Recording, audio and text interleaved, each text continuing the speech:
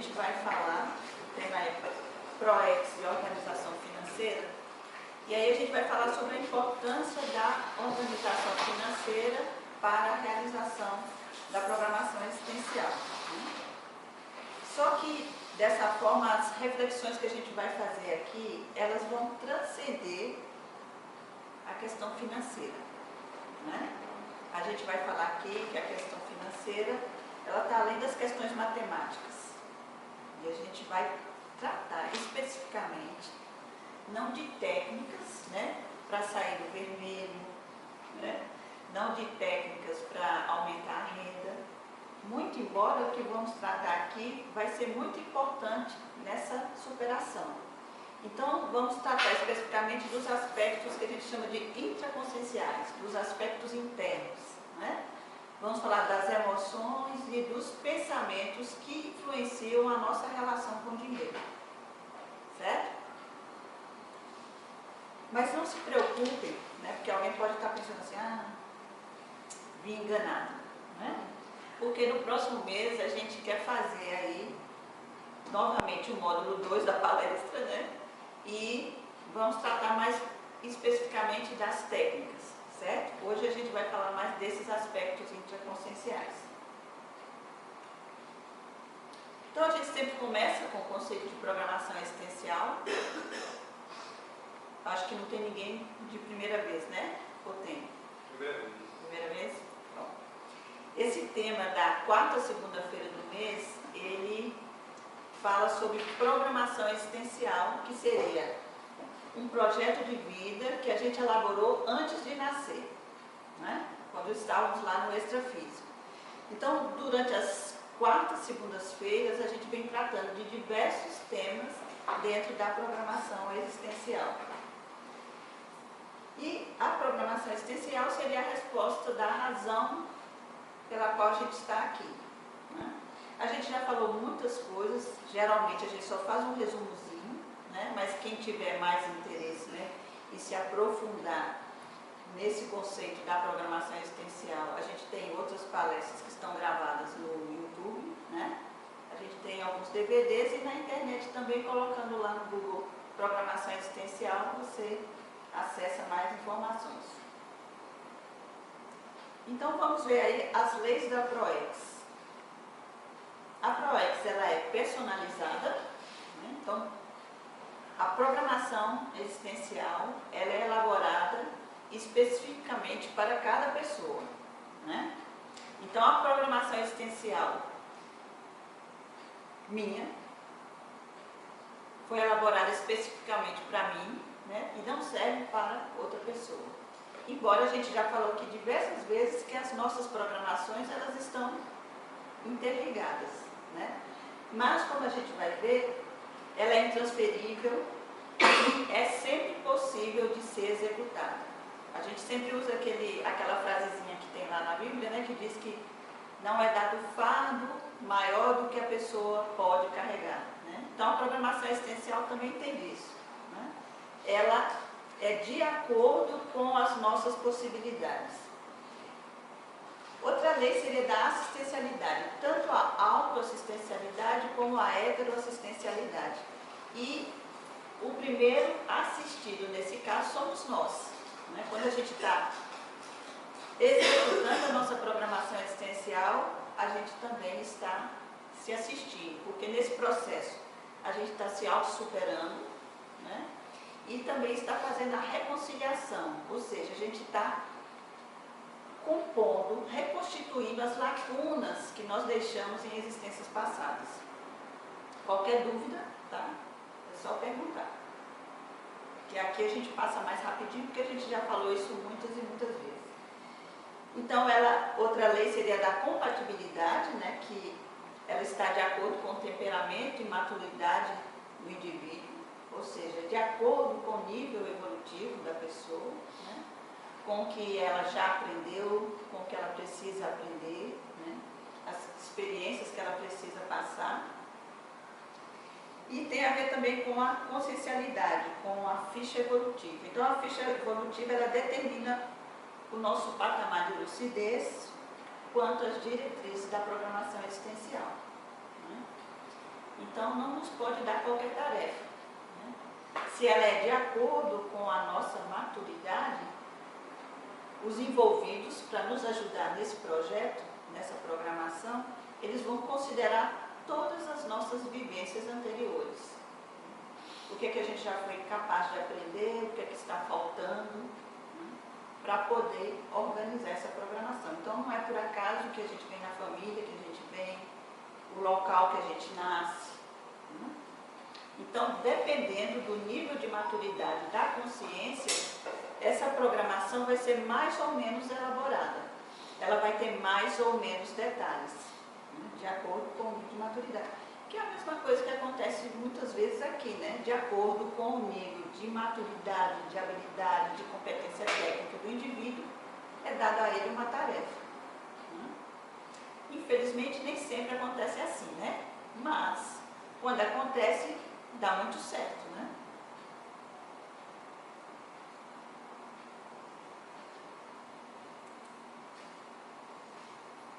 Então, dentro do processo da intrafisicalidade, ou seja, aqui no plano físico, existem duas questões básicas a serem dominadas, certo? Uma seria o domínio das bioenergias, como a gente tratou aqui nessa palestra e em muitas outras palestras, esse eu não vou me deter muito, e também o domínio da economia. Por quê? Porque é a economia que vai viabilizar a nossa estadia aqui, né? Então, seria importante que, desde pequenininho, nós fôssemos ensinados, né, a respeito dessa relação com o dinheiro, né? E de uma forma saudável, né? Porque se a gente vai falar mais lá na frente, muitas das nossas crenças, quer dizer, além da gente não ser ensinado desde pequenininho a lidar com o dinheiro, muitas vezes é passado para nós que o dinheiro é algo sujo, é pecaminoso, né? Só quem tem dinheiro é quem tira dos outros, passa a perna no outro, né? Então, muitas vezes a gente está aí cheio de conceitos e preconceitos que não ajudam e ainda atrapalham a nossa relação com o dinheiro. Ô, senhora, tem até aquela fala assim, que é mais fácil, não é? Um camelo passar no buraco da agulha do que o rico entrar no reino dos céus. Deve estar muito incutido, né? Isso, exatamente, né? Então, às vezes são coisas, mas eu nem sou religiosa, eu não sou católica, eu não sou cristã, mas como nós nascemos numa sociedade que é influenciada por esses valores, nós também seremos influenciados por esses valores, né? Mesmo que a gente acredite que não seja, mas seremos. Então, por isso que é importante que a gente fique atento, né? Então, uma primeira perguntinha aí que a gente poderia começar, né, a fazer seria: o que predomina no seu holopensene? Holopensene seria o conjunto de pensamentos, emoções ou sentimentos e energias. Então, o que predomina no seu holopensene econômico pessoal?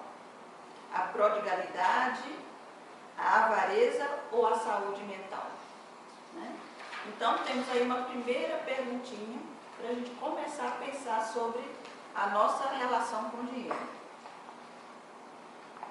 Ninguém precisa contar aqui para os outros, tá? É só Prodigalidade é aquele que gasta sem Isso, equilíbrio, né? isso. Então, na intrafisicalidade nós não temos nenhuma educação financeira, como eu coloquei, né? Então, palavras como balanço mensal, fluxo de caixa, ativos e passivos são grego para nós, né? Que danada é isso, né? E é como se esse assunto fosse assunto de economista, de contador, né?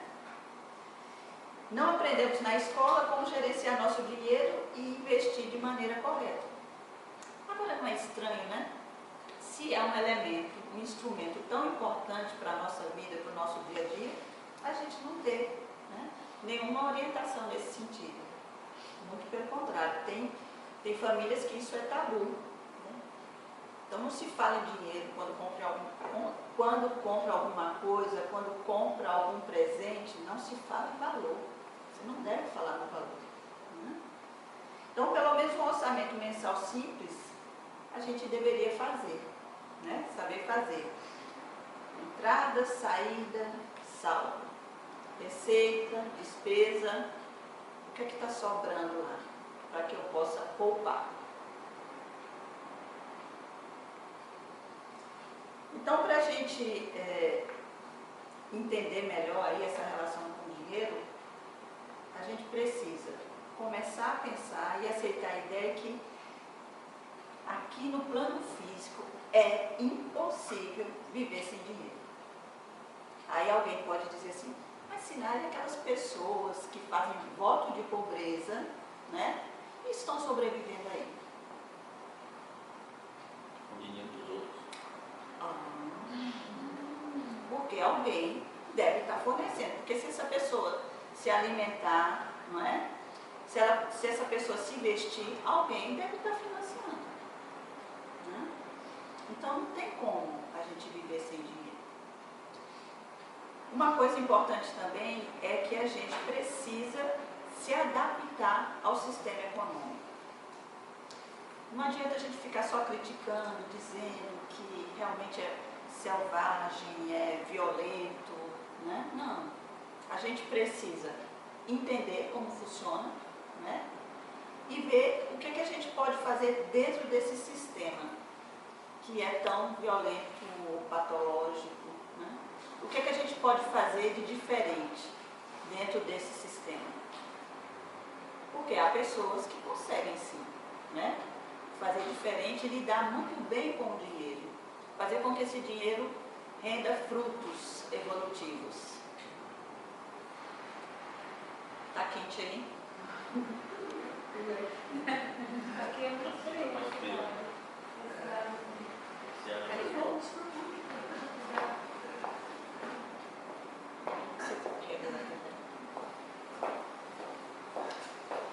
Esse assunto pode ser caloroso mesmo.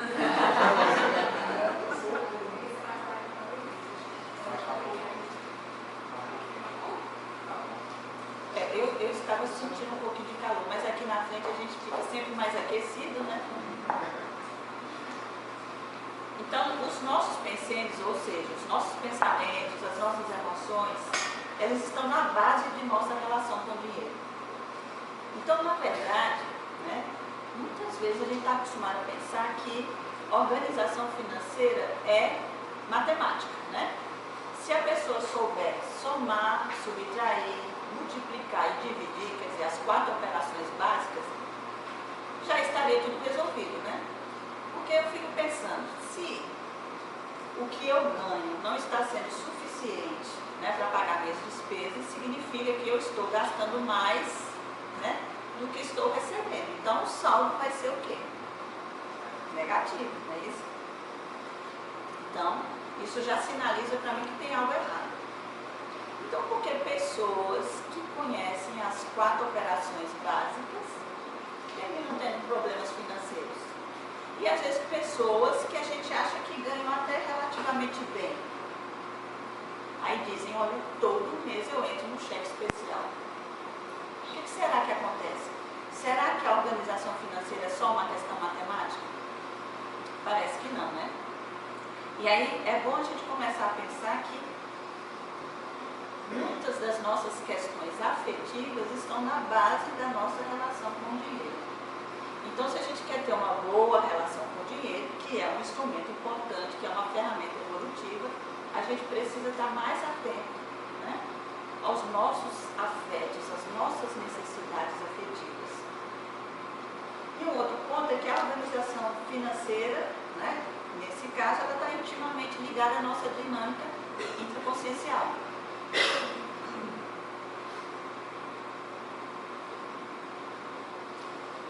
Então, o que a gente entende aí como dinheiro? Vamos pensar aí. Então, o dinheiro seria um tipo de energia. Né? A gente fala aqui das energias conscienciais. Então, quando eu estou falando, eu estou usando energias conscienciais. Quando eu estou pensando, eu estou usando energia consciencial. Né? Quando eu estou sentindo, eu estou usando energia consciencial. E o dinheiro também é uma energia consciencial. É uma energia que pertence aqui ao nosso plano físico. Não se tem notícia no plano extrafísico de dinheiro, né, da moeda. A gente pode dizer que a moeda no extrafísico seria a energia consciencial, né? Mas é um instrumento, uma ferramenta aqui do nosso plano físico. E como energia, né, tem propriedade e força natural de expansão e multiplicação.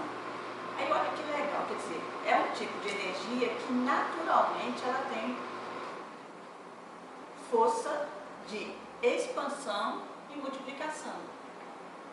Aí pode ser que tenha alguém se perguntando, tá, então o que está acontecendo com o meu dinheiro, já que ele não está expandindo nem se multiplicando, né? Então vamos tentar aí desvendar este mistério, né? Então, um outro ponto muito importante é que é uma ferramenta evolutiva. Então, dentro da programação existencial, né, se a gente não começa a planejar, né, se a gente não começa a se organizar financeiramente, a gente pode prejudicar a execução da nossa programação existencial. Então, a gente entende também o dinheiro como intermediário para se conseguir outras coisas. E é muito interessante pensar nessa palavrinha intermediário, porque tem muita gente que se confunde e termina se complicando porque assume o dinheiro como um fim e não como um meio. E isso me faz lembrar uma coisa que eu esqueci de dizer inicialmente. Não acredite em nada do que for dito aqui, nem que está escrito, né? Procure ouvir, né? Experimente, veja se bate aí com as suas experiências, se dá para aplicar em alguma coisa, e se der, ótimo, se não, jogue fora, né? Então, por exemplo, o dinheiro pode ser um intermediário para você ter uma profissão, conquistar bens duráveis ou perecíveis, adquirir propriedades. Mas aí tem um ponto, já que a gente relacionou o dinheiro com a afetividade, ele seria também uma possibilidade de realização de desejos, né? Então, para muitas pessoas, dinheiro significa o quê? Um carro novo. Né? E pode não ser qualquer carro. Né? Pode significar uma viagem, pode significar reconhecimento, né? Aí já não é um bem material, né? Reconhecimento. E pode significar segurança. Então, veja bem que o dinheiro em si é uma ferramenta de troca com poder de expansão, de multiplicação, né? Que serve para você adquirir coisas, né? Mas dependendo das pessoas, em diferentes pessoas, ele pode assumir diferentes significados.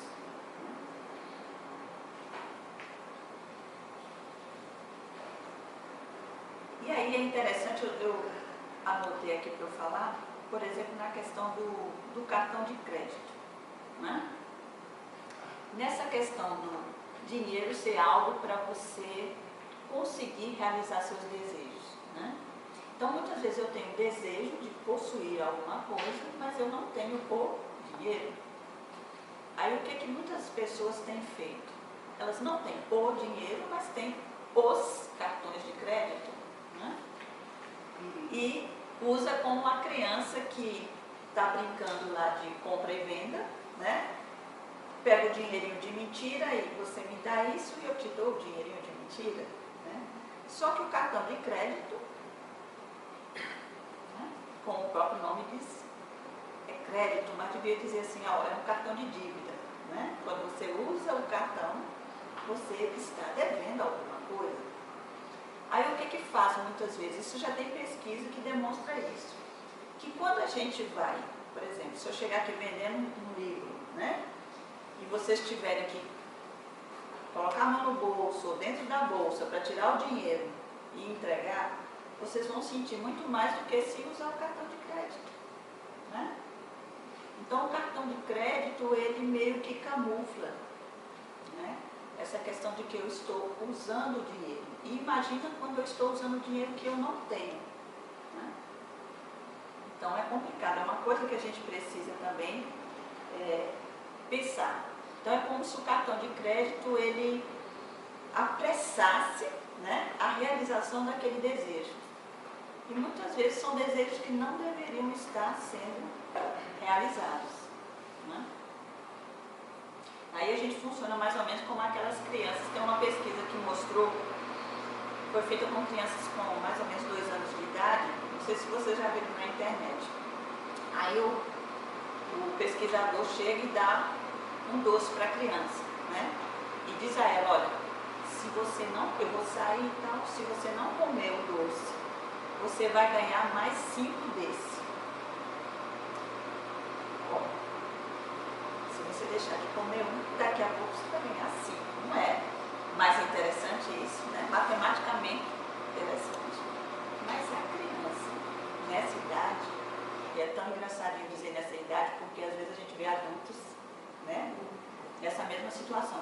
Ela não consegue se segurar e come o docinho, né? Criança de mais idade já consegue. Mas muitas vezes nós adultos estamos funcionando aí nessa dimensão, né? Então, muitas vezes seria melhor que eu poupasse aquele dinheiro e adiasse um pouco, né, a realização daquele desejo. Então eu não iria fazer uma dívida, não iria pagar os juros, que muitas vezes altíssimo, né? Mas algo em nós tem dificuldade de adiar aquele desejo, né? E o cartão de crédito é um ótimo instrumento para nos confundir, né, e camuflar isso aí. Mas aí nessa organização financeira é muito importante que a gente comece a considerar logo de cara, né? Porque se a gente está falando aqui da importância da organização financeira na execução da programação existencial, a gente precisa primeiro considerar qual é a nossa provável programação existencial. Porque é diferente eu organizar a minha situação financeira, eu planejar a minha situação financeira baseado em crenças, em valores quaisquer, que muitas vezes eu não sei nem se são os meus valores, né?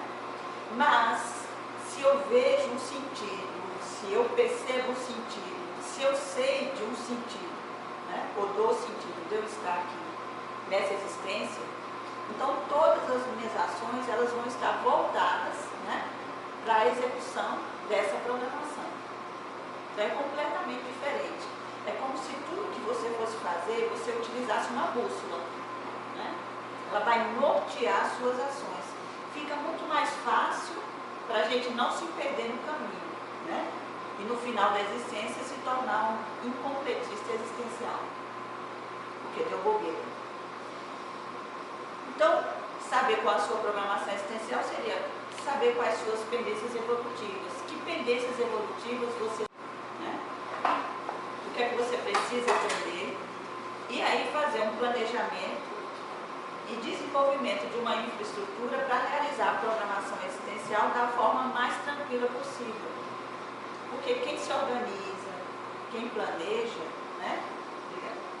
Planeja no decorrer da vida, as coisas vão ficando muito mais facilitadas.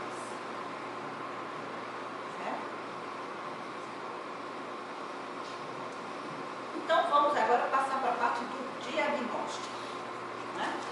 A gente já disse o que é importante, falou aí mais ou menos como a gente está vendo aqui o dinheiro, né? E aí vamos fazer aí uma avaliação de como está a nossa relação com o dinheiro. Digo desde já que o fato da pessoa ter um salário ótimo, considerar que tem bastante dinheiro, não significa que ela tem uma boa relação com o dinheiro, dentro do ponto de vista que a gente está colocando aqui, né?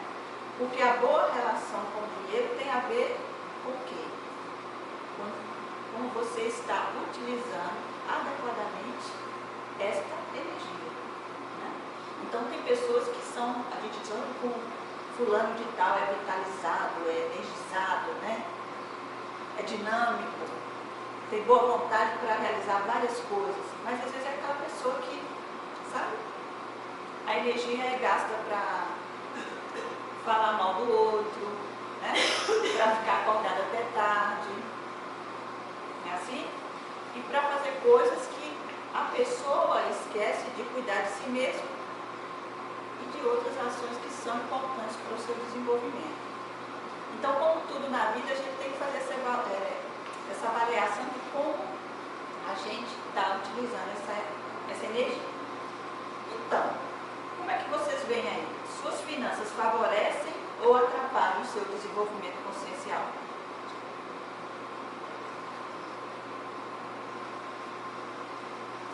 Já viram pessoas que a gente diz assim, ah, fulano nasceu em berço de ouro. O pai e a mãe facilitou ao máximo a vida dessa pessoa. Só que, no final das contas, a pessoa não soube valorizar o que tinha. Recebeu tantas facilidades que não conseguiu valorizar. Aí, outro ponto é, mas já tem fulano de tal, que nasceu num berço de pau a pique. E existe pau a pique, gente. Pronto. E o que é que aconteceu? Ele trabalhou, se esforçou, se auto-superou e saiu daquela situação original. Isso não é regra, claro. Assim como é regra que uma pessoa que vem com as facilidades, ela não possa aprender com isso, usufruir e tirar partido disso. Porque tudo que a gente recebeu porque merece, é para utilizar mesmo. Não tem que ter culpa, né? Porque outros não têm, você tem, né? Mas o importante é a gente pensar que nós temos responsabilidade de tudo aquilo que a gente recebe. E não é porque se a gente não tiver responsabilidade, a gente vai para o inferno, vai desagradar a Deus. Não é nada disso não, né? É um prejuízo que a gente vai dar a gente mesmo. E se não deu para perceber agora, mais tarde a gente acaba percebendo. Então se a gente se desperta para essa realidade agora, né? Então vamos aproveitar. O outro ponto aí, você planeja sua vida contemplando uma forma de captar dinheiro ou usa a falta para justificar-se? Né? Porque às vezes a gente quer algo, né? Fica dizendo, não, eu quero muito isso, eu quero muito isso. A oportunidade chega, o dinheiro vem, mas aí o que a gente faz? Desvia o dinheiro para outra coisa. Né? Ah, vou deixar essa coisa aqui para depois. Né? E como a gente vai falar mais na frente, numa sociedade que a gente vive, que as nossas necessidades reais são muito confundidas com necessidades artificiais, é muito fácil a gente fazer isso. Né? Então, por exemplo, na psicoterapia, às vezes a gente vê pessoas que não têm dinheiro para pagar a psicoterapia, mas tem dinheiro para comprar um sapato de marca, o tênis caríssimo, uma roupa de marca. Nada contra, viu, gente? Agora, quais são as prioridades dessa pessoa? Aí cada um aqui precisa ver. Você já observou sincronicidade na captação de recursos financeiros? Então, muitas vezes a gente está naquela fase de, não, eu percebi, eu dei uma avaliada lá na minha situação financeira, né? Até uma determinada idade, aquele dinheiro era suficiente para fazer o que eu queria, mas agora eu estou mudando para um outro ciclo, para uma outra fase, e estou precisando ampliar minha renda. Né? Então a pessoa está lá toda organizadinha, pensando tal, só que às vezes ela não se abre para, né, os sinais que a gente diz, né? Para o que está vindo aí, sinalizando, as oportunidades que estão sendo sinalizadas. E aí eu vou fazer uma gracinha, porque a gente vive numa cidade, não que não tem outros lugares assim, né? Mas a gente é muito concentrado no concurso público, né? Ser funcionário público. E nem todo mundo tem perfil. Né? Nem todo mundo é para seguir por aí. Mas a pressão holocênica, às vezes familiar mesmo, né, pode nos levar para essa direção. E pode não ser a nossa direção. É interessante também porque serviço público seria para servir ao público. Isso. Né? Mas aí os concurseiros, como se chama, né? Tá com a ideia mais de servir a si próprio, né? Isso. E com aquela ideia que a gente já disse aqui, que é uma ideia que já deixou de existir há muito tempo, mas a gente continua acreditando nela, que é a busca da segurança, da estabilidade. Né? A gente ainda não começou a questionar isso, mas já está na hora, né? Como é a sua organização financeira? Você planeja como você gasta o seu salário? Ou você é daquelas pessoas, né, que recebe, começa a gastar. Aí de repente tira lá o extrato, né? Cadê o dinheiro que estava aqui? Lembra aquela brincadeirinha, né, de criança? Cadê o queijo que estava aqui, né? O gato comeu, né? Porque você não se planejou. Então, essa pessoa é aquela pessoa que vai gastando indiscriminadamente, né? Mas o que é pior, né? O ideal é que a gente se planejasse antes de usar o nosso dinheiro, né? A gente já soubesse como iríamos gastar esse dinheiro.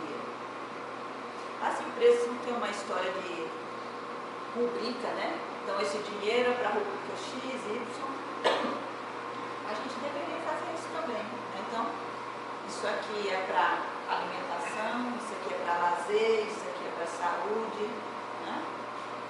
Ah, mas esse mês eu sou funcionário, sou profissional liberal, esse mês eu recebi menos. Então, posso diminuir aqui, ou se eu me planejei anteriormente, a minha reserva, esse mês que geralmente há um valor menor, né, na minha conta bancária, eu vou compensar por mês que eu recebi mais. Porque eu sei como funciona mais ou menos, dá para fazer previsões, né? Você tem dívidas? E se você tem dívidas, elas são estáveis ou você está no controle das dívidas, né? Porque às vezes a pessoa compra no cartão de crédito e você pergunta, você tem dívidas? Ela diz, não, tem dívidas. Tá? Agora, você está no controle delas, né? Porque tem muita gente que está com dívidas, a situação já está crítica e a pessoa continua gastando como se estivesse tudo bem, né?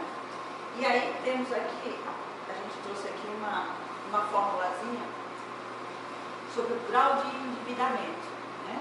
Como é que se calcula esse grau de endividamento? Seria o total das suas dívidas mensais, você divide pela sua receita líquida mensal e multiplica por 100. E aí tem os percentuais aqui. Então, menor que 20% seria o ideal. 20 a 30% já está administrado. 30 a 35%, alerta, né? E de 35 a 40 aí é alerta total, porque há risco de inadimplência. Significa que é possível, né, que vai chegar um momento que você não vai conseguir dar conta das suas dívidas. E maior do que 40%, sobreendividamento. Aí a situação está para lá de crítica, né? Então, infelizmente, muitas pessoas vão procurar ajuda só quando estão aqui. E aí, claro, dá mais trabalho de sair dessa situação, né? Porque nesse momento aqui, você já deveria parar a dívida, né? Já deveria se concentrar que você vai precisar de... Desculpa, dívida que você fala mensalmente, suas contas mensais, a dívida que você espera. Isso. Certo? Quer dizer que o ideal, no caso, seria então você gastar suas contas mensais ser 20% do que você ganha. Isso. Exatamente. Então, essa formulazinha, ela pode ajudar muito a gente, né? Porque, como eu disse, muitas vezes a gente vai falar mais na frente também, a gente tem mecanismos de autossabotagem, né? A gente já falou aqui uma palestra inteira só sobre esse mecanismo da autossabotagem, né? Onde, aí eu brinco sempre aqui, mas é uma brincadeira séria, que quanto mais inteligentinho, mais eficiente a gente é nesses mecanismos de autossabotagem. Porque aí a gente cria justificativas, né? Então, é muito interessante a gente ver pessoas que às vezes estão nessa situação aqui e alguém da família, um amigo chama a atenção da pessoa, né? E a pessoa diz, não, mas está tudo no controle, é só esse mês. Só que entra mês e sai mês, entra mês e sai mês, a pessoa está naquela situação. Né? Ou então é aquela pessoa que já se indispôs com toda a família e alguns amigos mais próximos, porque pede dinheiro emprestado, mas como continua gastando da mesma forma, não consegue, obviamente, pagar as próprias dívidas, imagina o outro que ela está pegando empréstimo. Né? Então, é uma situação que precisa de uma intervenção mais séria, mais forte. Né? E a questão toda é que a família muitas vezes intervém, né, para ajudar aquela pessoa. Muitas vezes a ajuda não é a mais adequada, porque é muito triste a gente ver uma pessoa numa situação difícil de dívidas, né?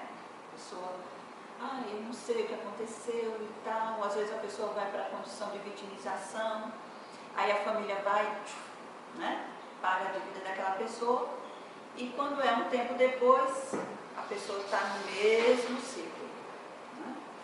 Então você percebe aí que a ajuda não está sendo favorável, porque aquela ajuda que é favorável, aquela assistência que você presta que é favorável, é aquela que ajuda o outro, né, a se modificar. E como ninguém modifica ninguém, precisa que a própria pessoa aceite a sua condição.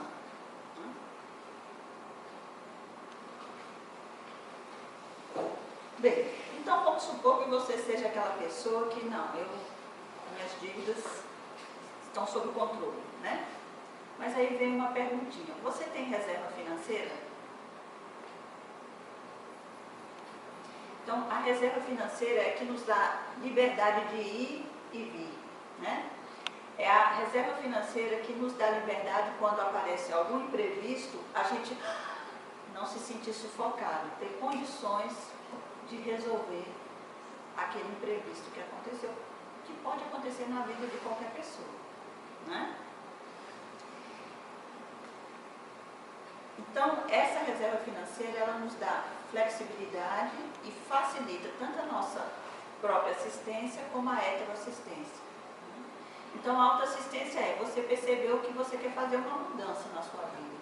Às vezes é uma mudança de cidade, né? Ou uma simples mudança de casa, ou uma mudança de trabalho. Mas para esses tipos de mudança, você vai ter mais força, melhor condições, se você tiver a reserva financeira.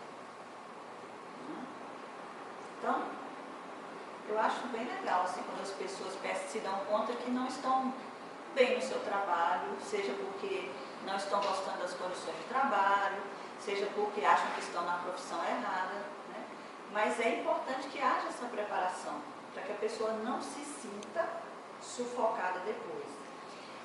Ou, às vezes, a pessoa pode estar, o quê? Trabalhando refém do trabalho. Sabe aquelas pessoas que estão no trabalho, sofrendo assédio moral, né? Ou então trabalhando em péssimas condições de trabalho, a qualidade de vida indo lá para baixo, né? Mas a pessoa não consegue largar o trabalho. E muitas vezes é por quê? É porque ela tem tantos compromissos assumidos anteriormente, pode ser de dívidas, pode ser por causa da família, né? Então, filhos, e aí as responsabilidades dos filhos, por exemplo, né? Da esposa, do marido, seja o que for, né? Então, quando a pessoa tem uma reserva financeira, dificilmente ela vai ficar refém do trabalho. Porque ela vai ter condições de estar. E aí essa reserva deveria ser mais ou menos de 1 a 2 anos, né? Em relação às suas despesas básicas. Porque qualquer coisa que você queira fazer, qualquer mudança, né? Então às vezes a pessoa vai fazer uma mudança profissional e ela escolhe alguma coisa que não vai ter o retorno financeiro imediatamente, ela vai precisar de um tempo. Então ela precisa se organizar para que ela não fique sufocada durante esse tempo e nem fique refém de ninguém, nem precise pedir dinheiro emprestado, né? Nem fique dependente de ninguém. E aí vem uma perguntinha, mais uma, né? Quais dessas categorias você se enquadra? Né? Você é perdulário? Né? Você é aquela pessoa que gasta muito?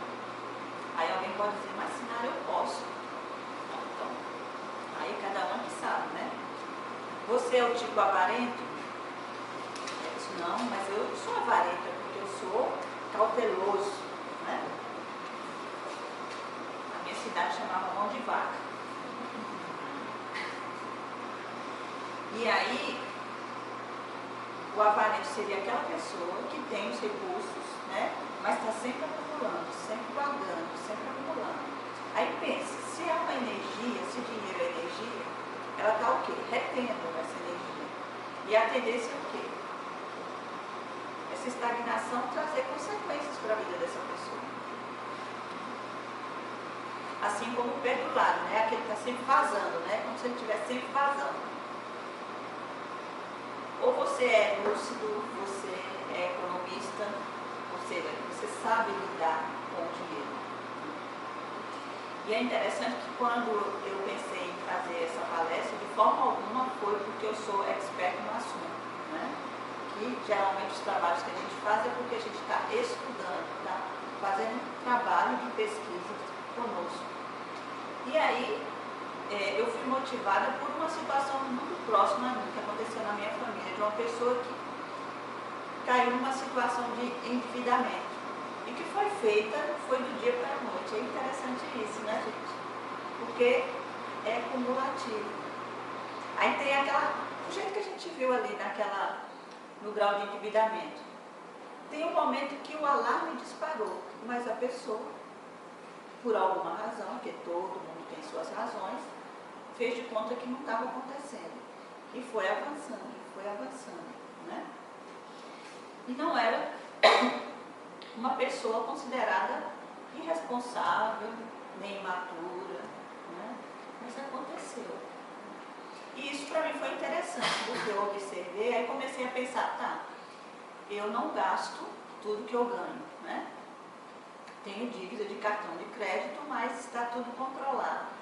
Mas como é que está a minha relação com o dinheiro em relação a outros aspectos, né? Até que ponto eu estou utilizando adequadamente para favorecer a minha programação existencial?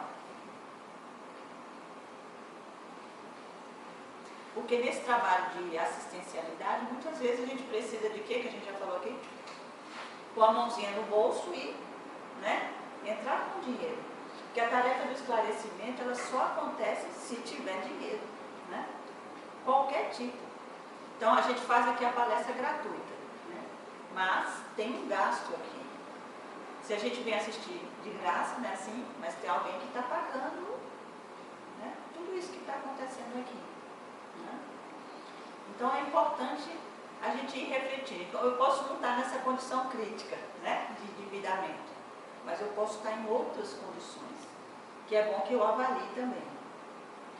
Aí eu trouxe aqui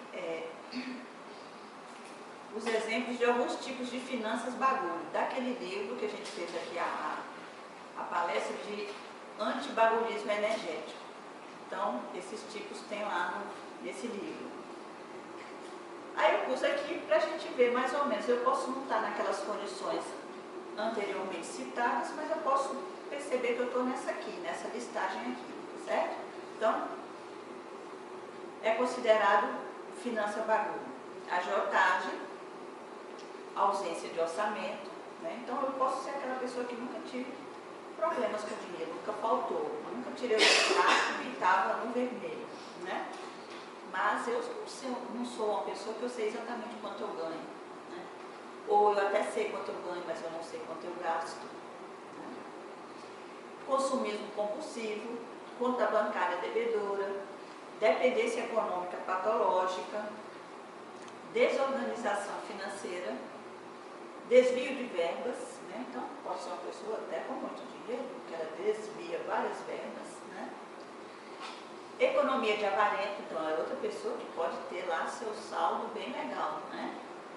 Dinheiro debaixo do colchão, mas empreendedorismo sem plano de negócios. Um dia desse uma pessoa me contou uma história dizendo de uma conhecida dela que ela considerava que não tinha problema kármico com dinheiro, né? Foi uma pessoa que desde criancinha teve uma boa condição financeira, depois ficou com uma boa herança, não teve uma profissão, mas assim, foi uma pessoa que abriu vários negócios, mas abria e fechava, abria e fechava, e sem maiores prejuízos, porque ela tinha via de rendas e de boas rendas, né? Então, aparentemente, dentro daqui da área da fiscalidade, qual é o problema, né? Se ela tem dinheiro para abrir negócio e fechar, abrir negócio e fechar, tem um problema, é assim? Mas do ponto de vista da responsabilidade com esse tipo de energia. E aí, muitas vezes, o que é que a gente vê nesse empreendedorismo sem plano de negócios? A pessoa tem seus sonhos, né? Quer realizar, né? Às vezes até tem boas ideias, mas não investe, né? Um bom planejamento, uma boa organização para que aquilo, além de se materializar, se mantenha. Está aí as estatísticas do Sebrae, né, dizendo das empresas que abrem, né, e com menos de 5 anos fecham, ou com menos de 1 ano fecham, eles têm lá a estatística que eu não me lembro mais. Mas às vezes é assustador. Né? Nada, nesse exemplo aí que você falou, você disse que era uma pessoa que não tinha problema kármico com o dinheiro. Não, a amiga dela disse que... Pronto, a amiga dela disse que ela não tinha. Pode acontecer de uma pessoa que tem dificuldade financeira e não consegue sair porque é um problema kármico, ponto final. Pode. Então, às vezes a pessoa tem o quê? O livre-arbítrio reduzido, né? Então ela vem numa condição restrita. E pode ser que ela almeje algo maior, fica almejando algo maior, mas ela vive sempre com restrições. Mas ainda assim, muitas dessas pessoas, elas têm condições de não depender de outras. E às vezes termina dependendo porque é como se fosse assim, fica pensando em algo que não pertence a elas, fica investindo em algo que não pertence a elas. Que se elas se concentrassem naquela situação, não seria problema. Volta a questão da programação existencial, então, né? Isso. Do tipo de aprendizado que a pessoa precisa passar, né? Assim como pessoas que às vezes vêm com uma condição financeira abastada e aquilo tem uma razão de ser, ela tem um projeto para realizar, né? Mas ela pode se desviar, né? Procurando utilizar em benefício próprio, só de seus familiares, e às vezes era para, né, ajudar outras pessoas. O endividamento crônico, né, a falta de reserva financeira, gastos superiores às receitas, o famoso golpe do baú, lavagem de dinheiro, a mentalidade miserê, né? E essa mentalidade miserê, a gente pensa, aquela pessoa, né, que tem pouquinho, aquela coisa bem mesquinha, não. Às vezes é uma pessoa até que também tem uma situação financeira bem razoável, né? Mas ela está sempre preocupada, né, de gastar, economizar e tal. E às vezes a qualidade de vida lá, bem mochinha, né? Bem pobrezinha, com condições de proporcionar coisas muito melhores para ela. Patrocínio de origem espúria, né? Então, esse também é um dado importante para a gente pensar, né? De onde vem o nosso dinheiro, né? Qual é a origem do dinheiro que está me mantendo aqui na intrafiscalidade? Então, essa é uma energia que pode estar chegando para mim, para eu utilizar, ela serve como moeda de troca, mas essa energia está contaminada. Então, do ponto de vista da programação existencial, é importante você considerar isso aí. O perdularismo, né? O gasto indiscriminado, e como a gente já falou antes, o voto de pobreza também. Já que o voto de pobreza, na verdade, ele implica em dependência. Né? Já que eu não estou trabalhando para me sustentar, fiz voto de pobreza, outras pessoas estão dando conta da minha situação. Então, como a gente já falou, a organização financeira não é só uma questão matemática, né? Mas também deve-se considerar os pensênios. Quais os pensênios que envolvem a nossa organização financeira? E aí a gente pode pensar, o meu holopensene, ele é mais positivo ou mais dificultador, né? Se ele for mais positivo, ele é mais aberto, ele é mais facilitador, né? É mais leve. E se ele for mais dificultador, geralmente ele vem aí, né? Contaminado, caracterizado por emoções de medo, de culpa, arrogância, orgulho, né? E aí isso vai o quê? Isso vai qualificar a minha relação com o dinheiro.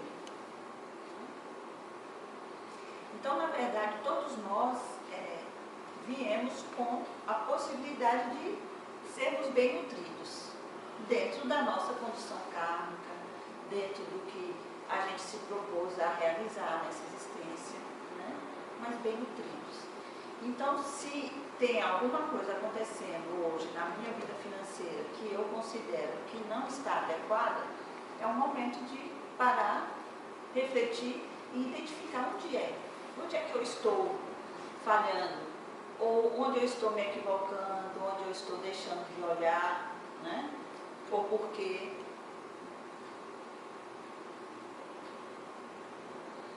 Então, investigar possíveis fatores comportamentais e psicológicos que podem estar interferindo na sua relação com o dinheiro, né?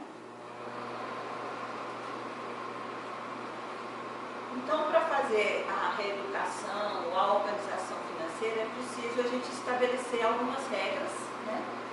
E, como eu sempre digo aqui, tudo que se trata da evolução implica em a gente utilizar técnicas, né? Hoje a gente não vai falar muito das técnicas, né? Mas vamos falar um pouco dessas regras, dessas mudanças intraconscienciais que são importantes que a gente procure investir. Então, é importante que a gente procure desdramatizar a nossa relação com o dinheiro, né? Então, usar mais o mental soma, né? Ser mais racional na nossa relação com o dinheiro, porque as nossas relações com o dinheiro estão extremamente, né, afetadas pelas nossas emoções. O dinheiro também pode ser considerado um tabu em muitas famílias, né, como eu disse antes, onde não se fala de dinheiro, né? Muitas vezes os filhos eles são educados como se tivessem todo o dinheiro do mundo, né? Ou como se o dinheiro fosse uma coisa pecaminosa, né? E dentro dessas relações são repassadas muitas mensagens que não são nem tão claras assim, né? Então, além da gente herdar padrões pensêmicos, ou seja, padrões de pensamento, de emoções, de nós mesmos, de outras existências, a gente também absorve, né, assimila da nossa família, aquelas primeiras pessoas que têm um papel importante, né, na nossa vida, os pais, né, professores. E muitas vezes a gente precisa utilizar algum tipo de técnica, de reflexão, para ver quais são realmente os nossos valores, né, e quais são os valores que a gente está carregando como nossos, mas podem estar nos atrapalhando. Então, observa aí qual é o significado do dinheiro na sua vida, né? Lá na frente, lá atrás a gente falou que o dinheiro pode significar reconhecimento, segurança, né? Carro, viagem. Para você, o que é que o dinheiro significa, né? Se você nunca parou para pensar sobre isso, o que é que ele traz agora, né? Quais são os seus valores pessoais? Porque os seus valores pessoais estão qualificando sua relação com o dinheiro. Quais são suas crenças relativas ao dinheiro, né? Por exemplo, quando você adquire um objeto, quando você paga um curso, quando você paga uma comida, né? Como é que você pensa essa relação, dessa troca, desse pagamento? Você pensa mais como investimento ou você pensa como custo? Já viu aquelas cenas em filme filme assim, que a pessoa vai assim, um cheque bem, um valor bem alto, aí vai passar para a pessoa, aí o que está recebendo, né, vai pegar todo grato o cheque, a pessoa fica, né? Você é esse tipo que vai, né, e fica assim, tentando reter, ou você pega o seu dinheiro e com muito prazer você repassa, né? Porque olha, isso aqui é fruto do meu trabalho, né? E eu estou o quê? Expandindo isso, né? Estou movimentando essa energia, né? E quando eu ponho essa energia em movimento, né? A gente pode pensar como é aquele objeto que a gente joga assim e ele volta? Bumerangue, né? Então, agora quando eu fico, né? Com pena, né? Com cuidado, com cautela, com aquele dinheiro. Saber jogar, né? Para faltar para você. Isso. Porque tem umas coisas assim que bate na testa, você fica assim, né? É muito bem lembrado, né? Então, a gente pode usar aí várias imagens que nos auxiliam aí, né? A pensar como é que eu estou usando o meu dinheiro. O dinheiro que chega nas minhas mãos. Né? Então, quais são suas atitudes em relação ao dinheiro?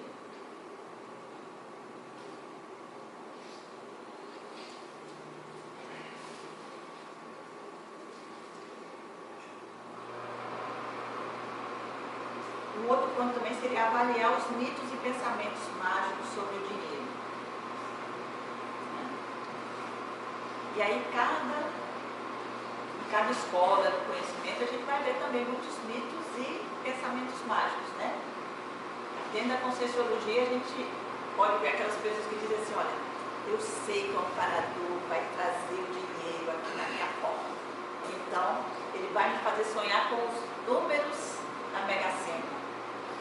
Né? Só que a coisa não funciona assim. Tem as ajudas, tem o amparo, tem a sincronicidade, tem, né? Mas não é assim, né? Você não tem mais 4 aninhos, né? Arthur tem 7 anos, né?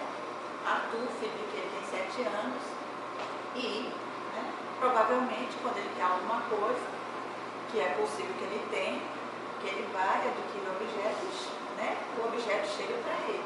É uma maravilha. Mas mesmo Arthur, eu imagino que ele não tem tudo que quer, né? Não, e agora ele já está recebendo dinheiro, e aí ele vai na loja e sabe daquele valor que ele pode comprar.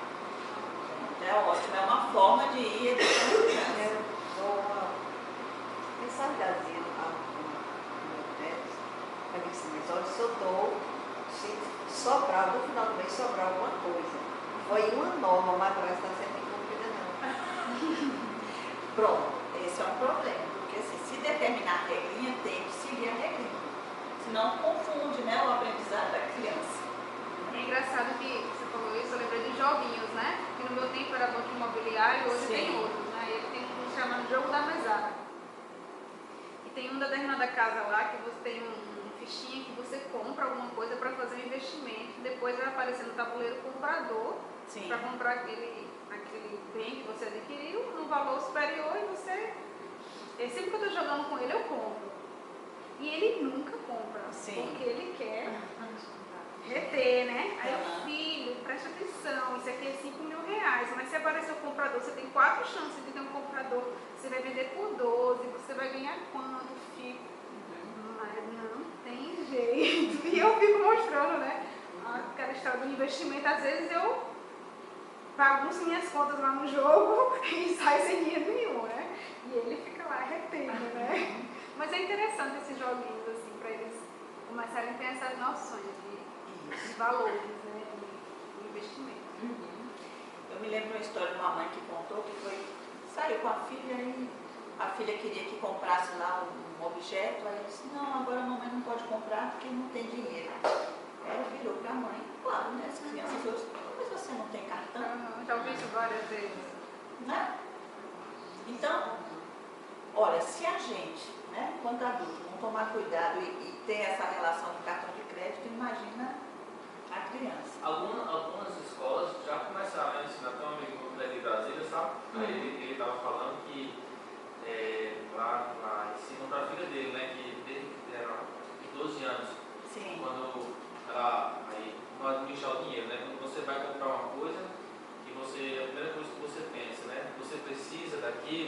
demais, né? Aí quando ele me falou isso, tem uns 2 anos que ele me falou isso, né? Eu venho botando esse prato demais e eu comecei a cortar meu gasto assim exorbitantemente, porque tudo que eu vou comprar, você vai pensar, será que eu preciso disso, né? Eu vou ter o dinheiro para comprar? Essas eram 2 perguntas que a criança fazia, né? Sim. Quando ela tinha aquela vontade. E era um dos ensinamentos, né? Nessa educação financeira, né? Que ele já veio muito novos e tal, tudo. Essa como importante. lidar com dinheiro, naquilo que você falou, é importante desde criança, né? Agora eles começaram É a fase mais fácil da gente aprender. né? A gente assimila com muito mais facilidade. Então, os pais que fazem isso com seus filhos estão prestando um grande serviço para eles, né? Porque depois de adulto a gente tem um pouquinho mais de dificuldade, né? de lidar. E essa pergunta é uma pergunta, a gente já teve uma palestra aqui que o título era Como administrar nossos recursos existenciais, né? E aí a gente dividia assim em algumas categorias, e uma das categorias é quero e preciso, porque tinha aquela categoria do quero e não preciso. E às vezes a gente olha, né, dentro de casa e vê um monte de coisas assim que a gente quis, desejou, mas não precisava. E algumas dessas coisas a gente nem chegou a usar. Fica aprende que vontade dá e passa. Depois, né? Você até perde a vontade de ter aquilo, então tem que assimilar esse pensamento. Seria útil, pelo menos, né? Então, vê aí como é que está a sua relação entre o seu estado emocional e o seu consumo, né? Então, já se observou também que o consumo, ele muitas vezes é utilizado como uma forma de reduzir a ansiedade, né? Quem aqui não ouviu já aquela frase assim, quando eu estou estressado eu vou passear no shopping, né? Não só ouvir, como já executei.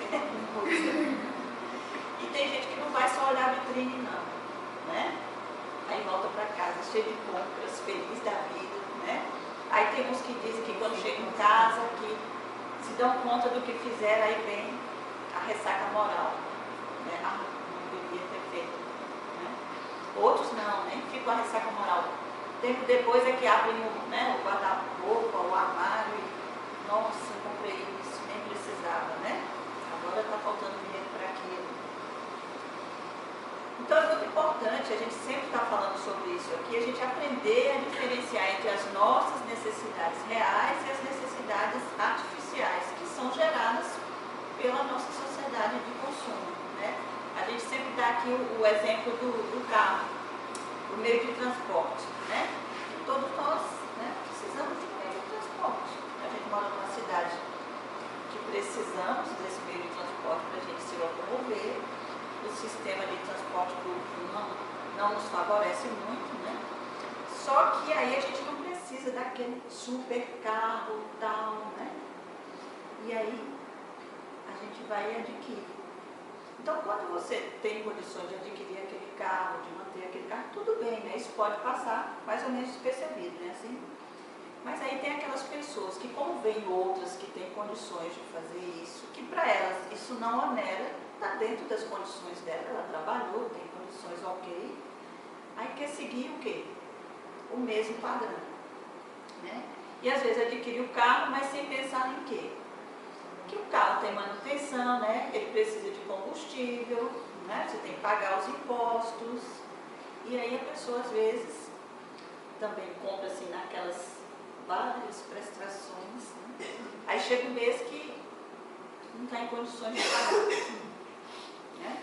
Ou então está deixando o carro em casa porque faltou dinheiro para o combustível. Então são coisas que a pessoa, nós, né, somos levados, né, a fazer. Então essa pergunta aí que você colocou, ela é muito importante, tá? Se tudo que a gente fosse adquirir, né, a gente fizesse essa pergunta, eu acho que a gente teria bem menos objetos em casa, né? Eu, pelo menos, olhando para a minha vida, eu acredito que eu teria menos objetos. É, mas engraçado que parece que a sociedade, fora todo esse consumo das fotos, sempre esteve, né? Sim. Agora está colocando assim, um padrão tipo top, né? Você tem que estar naquele padrão. Então, colocar o exemplo que eu já lhe contei, lá da administradora do prédio, né? Sim. Que é assim, ela é uma administradora de alto padrão. Então, de alto padrão, ela quer que tudo seja de alto padrão. Então, assim, não vai ser um tapete, ou tapete. Uma prestadora de serviço que tem essa função de ser coisa de alto padrão. Então, na reunião do condomínio, todo mundo estava colado, porque assim, ela estava colocando na cabeça das pessoas que aquele prédio era de alto padrão. Então ninguém poderia contestar valores, ninguém poderia, porque assim, todo mundo que está ali é alto padrão, né? Sim. Então assim, eu que levantei a mão, ela me disse, eu gostaria de lembrar a senhora que a senhora comprou um apartamento de alto padrão. Olhei assim, e quem disse que eu sou alto padrão, né? Mas todo mundo ficou calado, porque ninguém queria sair da fita Sendo de baixo padrão. e gente, convence de um jeito. E que nível de exigência, né? Que todo mundo ali se colocou e eu me senti muito mal de estar num ambiente com pessoas que queriam ser de alto padrão. Aí pensa nessa mesma pressão que você tem nesse grupo, uma coisa aparentemente simples e tal, que você pode dizer, numa dimensão maior, né? A gente sendo bombardeado o tempo todo com... Você pegando marcas, né? Telefone, você tem aquele relógio, aquela... E que você tem que trocar de tanto e tanto tempo. Tem que ser tempo, aquilo ali, entendeu? né? É isso aí, quando você entra nisso aí, some, não tem nada. E aí, isso tem a ver com o quê?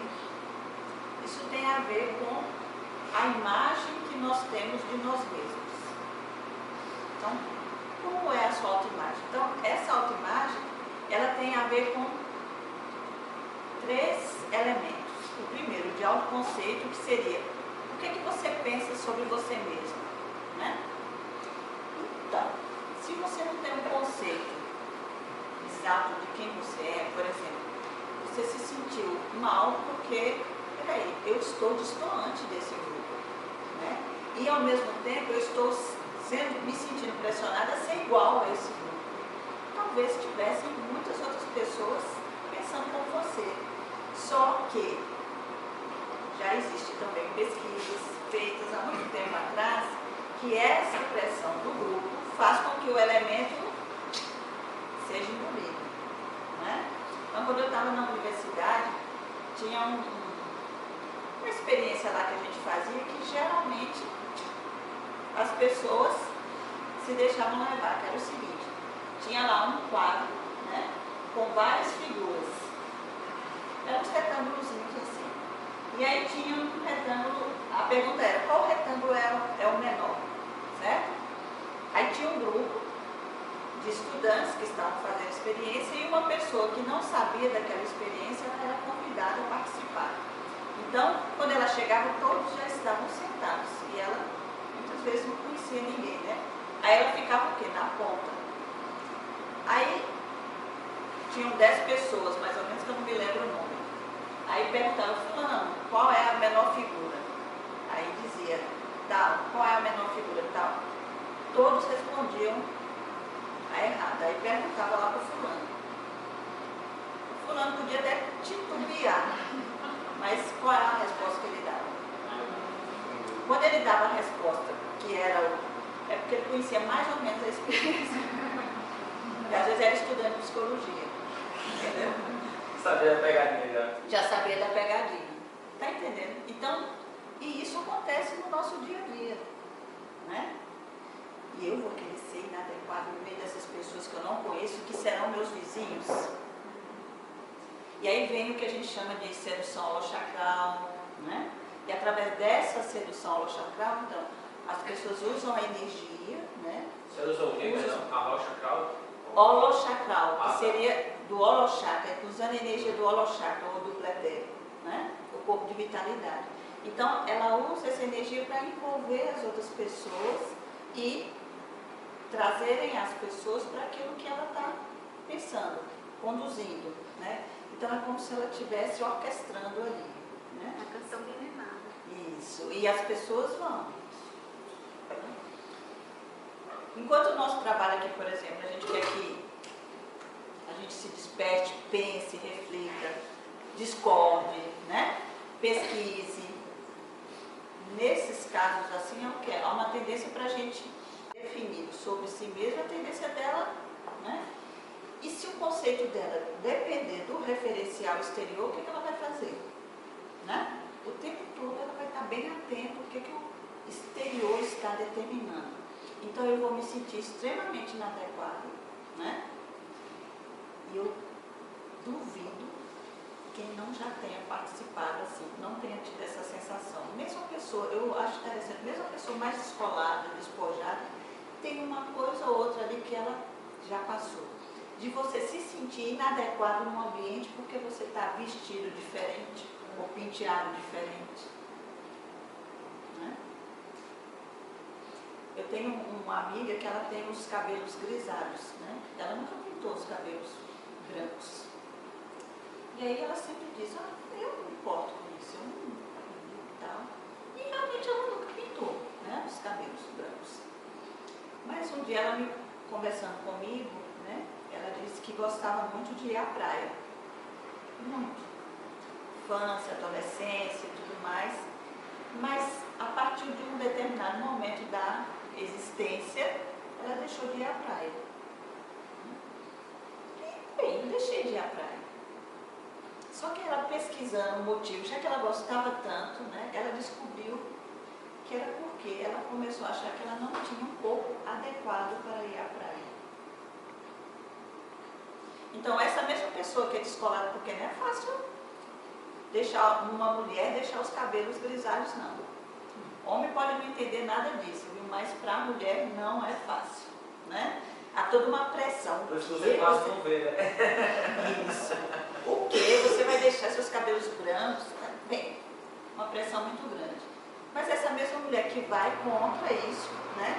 Tinha lá um elemento que ela se ocupou dele, né? Que estava tomando conta dela de uma coisa que ela gostava muito. Chamou a atenção e ela foi investigar porque era uma coisa que ela gostava muito de fazer, né? E assim somos nós também, né? A autoestima, né? A autoestima tem mais a ver com aquilo que a gente sente ao nosso respeito, né? Qual é o valor que a gente atribui? Então, se a pessoa, a gente também já falou aqui uma palestra inteira sobre autoestima, se a pessoa não tem um bom conceito sobre si, não se sente bem a seu respeito, qual é a tendência? Né? Essa pessoa se torna muito mais fácil de ser manipulada pelo meio externo. Né? E o outro elemento, o terceiro, seria do alto desempenho. Como ela analisa o próprio comportamento, seu nível de vontade e realizações. Então, às vezes é uma pessoa competente, talentosa, com muitas habilidades, mas ela considera que ela tem um desempenho subnível. E às vezes é porque ela mora num bairro considerado nobre, né? E a casa dela é assim, uma casa mais simplesinha, né? Em vez de 5 banheiros, só tem 2. E aí, essa pessoa pode se considerar inadequada porque não conseguiu atingir, né, o mesmo nível de realização daquelas outras pessoas. E assim vai. Né? Então, é muito importante que a gente esteja sempre avaliando essa nossa autoimagem, porque ela está muito contaminada pelas nossas experiências, seja do passado, né, do passado de outras vidas, seja do passado dessa existência. Então, quando a gente diz assim, é importante que a pessoa esteja no seu centro, né? A gente está querendo dizer, é importante que a pessoa saiba quem ela é. E saber quem ela é, a gente já falou aqui que autoestima não é você ser o bam, não. Né? Autoestima é você saber exatamente quem você é, com qualidades e defeitos, ou seja, traços força e traços falhos, e aceitar-se. Né? Porque muitos dos nossos problemas, muitas das encrencas que nós nos metemos tem a ver com o fato da gente não se aceitar. Né? E aí, parece que diz, né, que quem a gente menos conhece é nós mesmos. Isso é todos os outros, exato, é muito mais fácil ver e enxergar o outro. Tal, né? Tudo, começa a olhar para dentro de si, fica mais fácil. Sem dúvida. E aí, em função junção desses três elementos, do autoconceito, da autoestima e do autodesempenho, você pode ter uma autoimagem mais para autodepreciativa ou para o personalismo. E aí lembrando que a gente sempre fala daquela linha, né? Então, no extremo está aqui a autodepreciação e no outro o personalismo. Então, muitas vezes aquela pessoa que a gente vê, né, com todo aquele personalismo, arrogância, orgulho, né, que se acha, fulano se acha. Às vezes lá, quando ela vai dormir, junto com o travesseiro dela, tem o quê? Alguém extremamente, né, mal consigo mesmo. Ou, por contrário, né, aquela pessoa que, eu não sei fazer isso, eu sou coitadinha, talentosa você, né? Quando ela vai dormir lá com o travesseirinho, né, tem aquela pessoa arrogante e orgulhosa. Então, o ideal é que a gente possa ter tá aqui no caminho do meio, né? Mas mesmo que você perceba que você está mais para personalista ou mais para autodepreciativo, que você possa aceitar-se como você está, porque você não é isso, né? Você está assim, e se você achar adequado, começar a se trabalhar, né?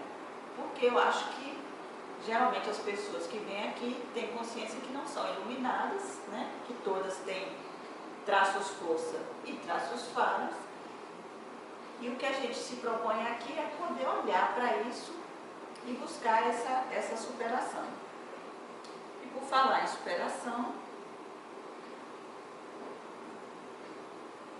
como é que a gente pode começar a fazer isso aí, né, em relação a essa organização financeira?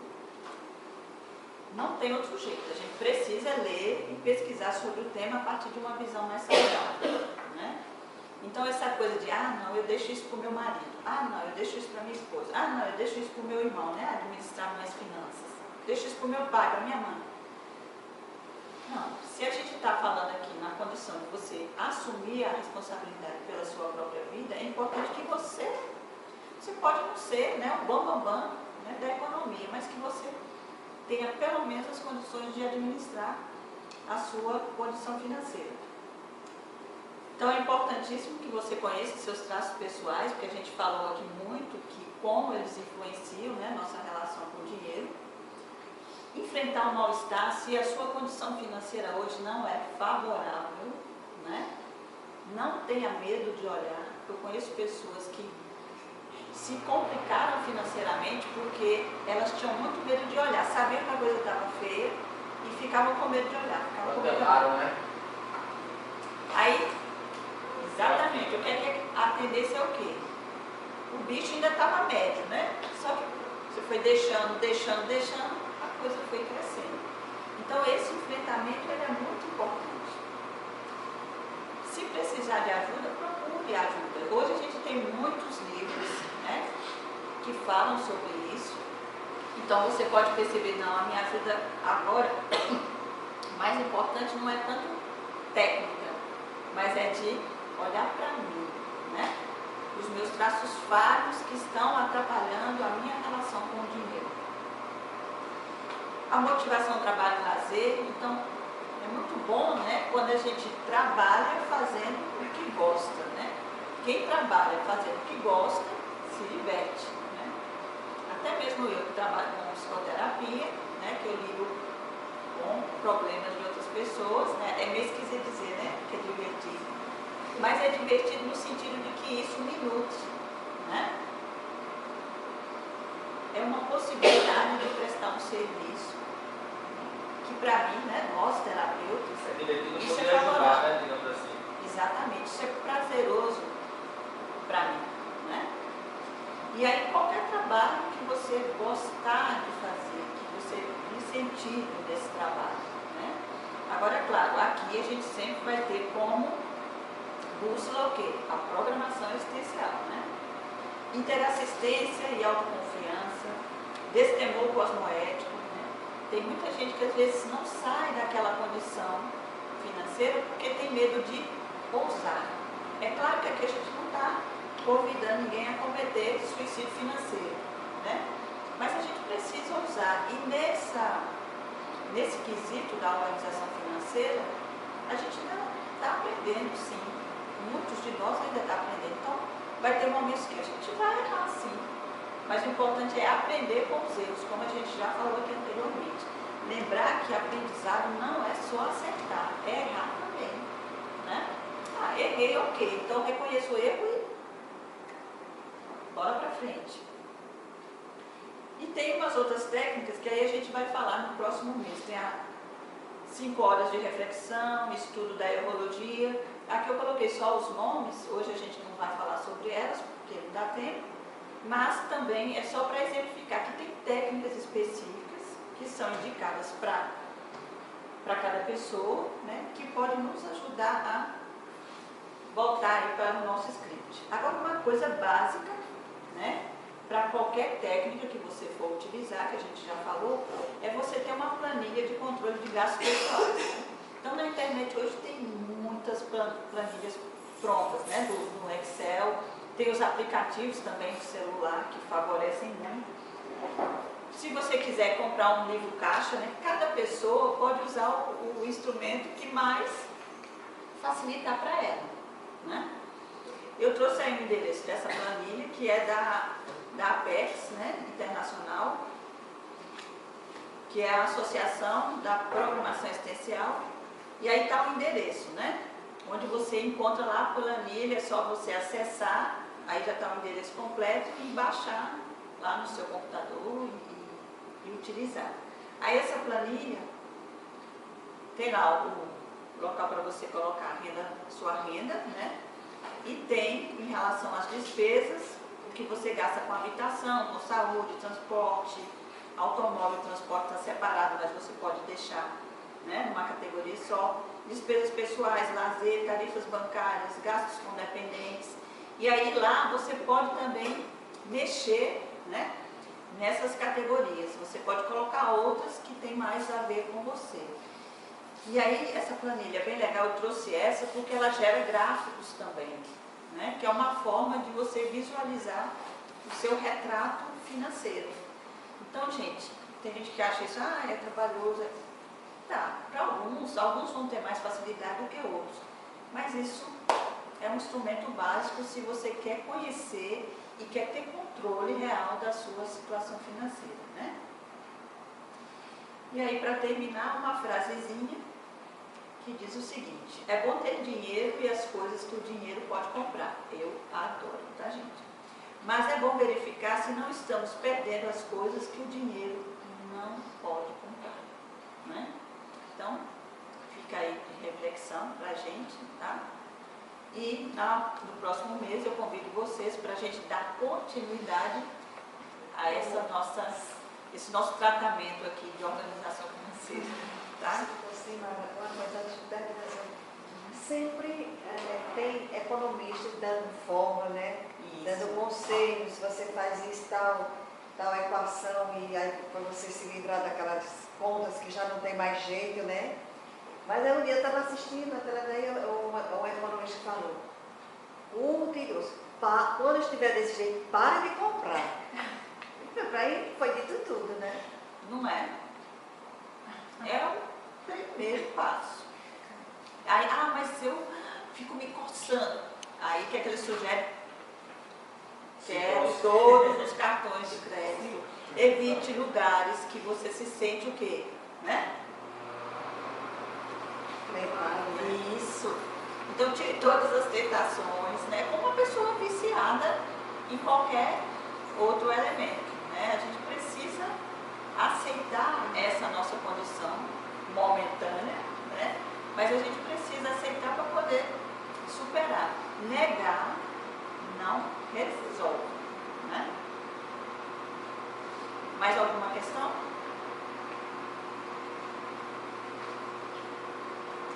Então, obrigada a vocês e no próximo mês eu espero vocês aqui para a gente continuar, tá?